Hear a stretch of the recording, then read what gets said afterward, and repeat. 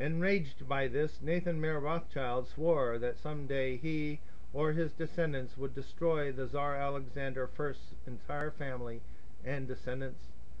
Unfortunately, he was true to his word, and 102 years later, Rothschild-funded Bolsheviks would act upon that promise.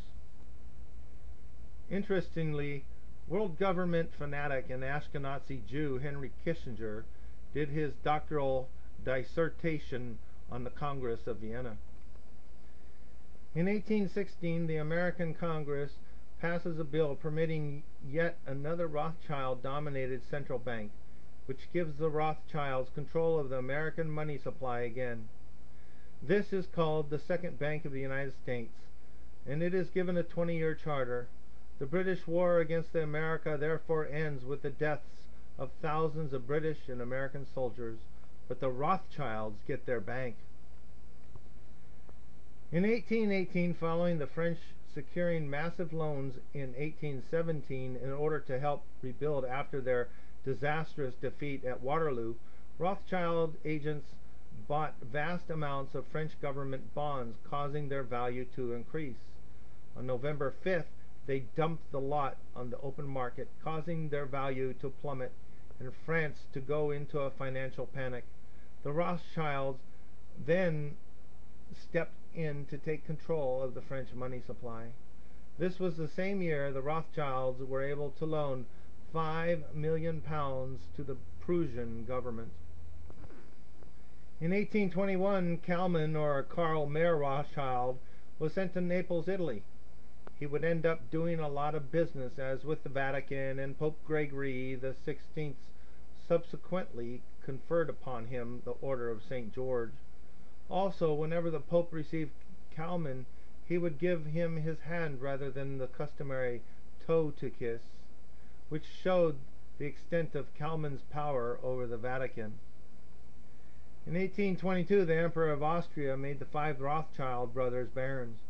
Nathan Mayer Rothschild chose not to take up the title.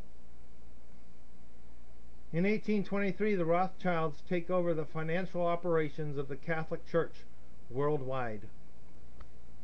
In 1827, Sir Walter Scott publishes his 9-volume set, The Life of Napoleon, and in Volume 2 he states that the French Revolution was planned by the Illuminati Adam Weishaupt and was financed by the money changers of Europe, the Rothschilds. In 1832, President Andrew Jackson, the 7th President of the United States from 1829 to 1837, runs the campaign for his second term in office under the slogan, "Jackson and no bank." This is in reference to his plan to take the control of the American money system to benefit the American people, not for the profiteering of the Rothschilds. In 1833, President Andrew Jackson starts removing the government's deposits from the Rothschilds-controlled Second Bank of the United States, and instead deposits them into banks directed by Democratic bankers. This causes the Rothschilds to panic, and so they do what they do best, contract the money supply, causing a depression. President Jackson knows what they are up to, and later states, "You are a den of thieves, vipers, and I intend to rout you out, and by the eternal God, I will rout you out."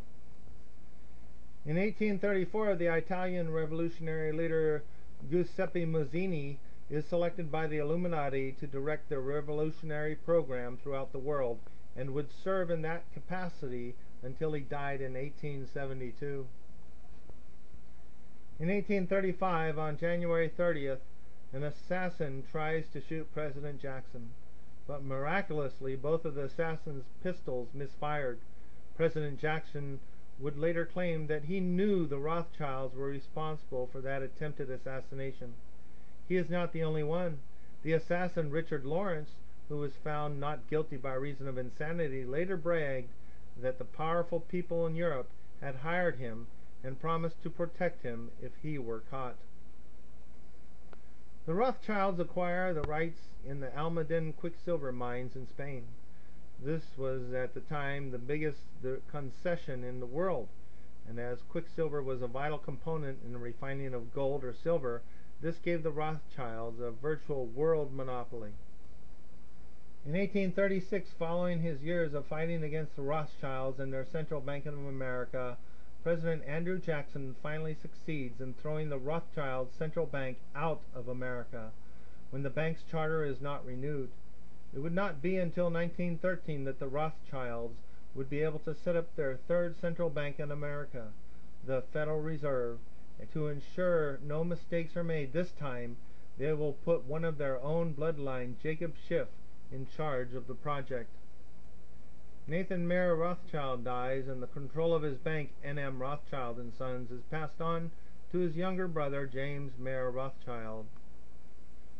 In 1837, the Rothschilds send one of their own, August Belmont, an Ashkenazi Jew, to America to salvage their banking interests defeated by President Andrew Jackson. In 1840, the Rothschilds become the Bank of England's bullion brokers. They set up agencies in California and Australia. In 1841, President John Tyler, the 10th President of the United States, from 1841 to 1845, vetoed the act to renew the charter for the Bank of the United States. He goes on to receive hundreds of letters threatening him with assassination.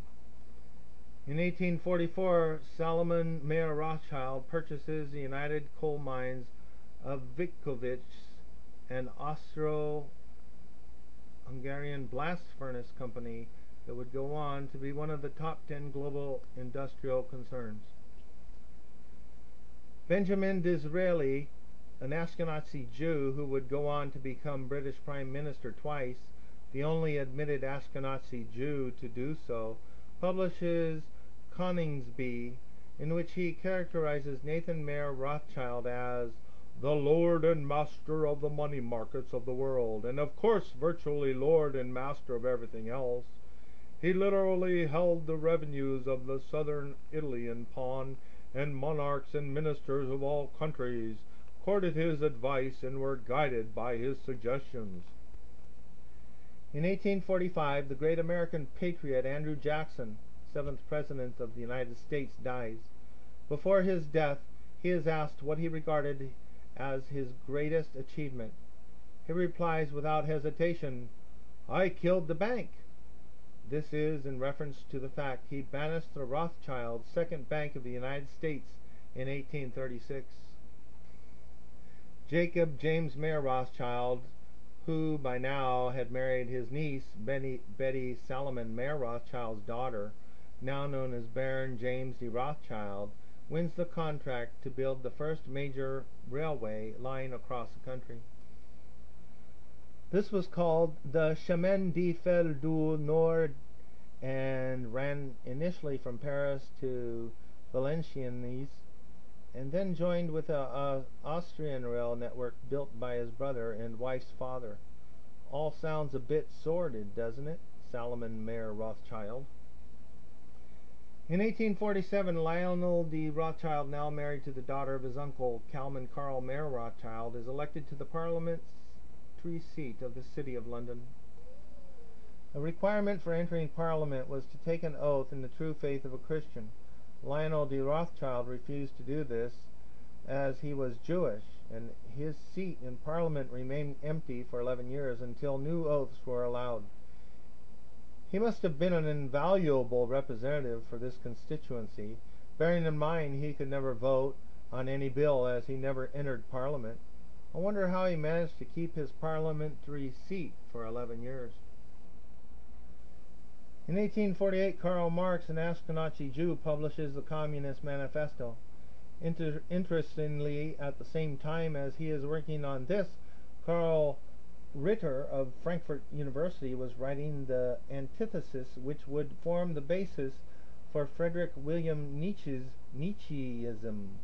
This Nietzscheanism was later developed into fascism and then into Nazism and was used to foment the First and Second World Wars.